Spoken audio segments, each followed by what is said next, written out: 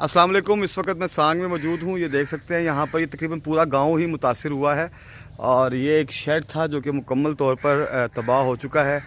और इस तबाही की आप देख सकते हैं कि इसमें से सारी मुर्गियाँ उन्होंने यहाँ से मुंतकिल कर दी हैं। अब यहाँ से ये एक शेड था और ये बिल्कुल ही ख़त्म हो गया है। इसकी दीवारें और इसका जंगला और इसकी सारी की सारी जो इमारत है वो ख़त्म हो चुकी है। और यहाँ पर अगर आप देखें तो शदीद ज़लज़ले की वजह से इसका स्ट्रक्चर जो है एक ख़तरनाक हालत में है। NDMA की तरफ से ये कहा गया है कि ज़रा ध्यान से रहें क्योंकि ये इमारत दोबारा गिर सकती है, क्योंकि इसका मुकम्मल तौर पर स्ट्रक्चर का ये देखें तो ये मुकम्मल तौर पर गिरा हुआ है। और यहाँ पर इस वक्त कोई शख्स नहीं है क्योंकि अगर देखें ये रिहायशी इमारत थी इधर जो कि जिसमें जो लोग थे और जो हलाकतें हुई हैं, ज़ख्मी हुए, वो यही इलाका है जहाँ पर ज़्यादातर लोग ज़ख्मी और जहाँ बक हुए हैं।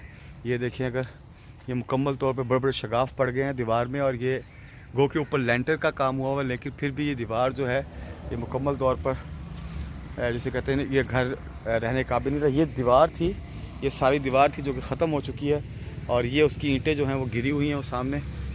और ये इलाका है, ये गाँव जो है तकरीबन से कहेंगे कि 70% गाँव जो है वो तबाह हो चुका है इस वक्त।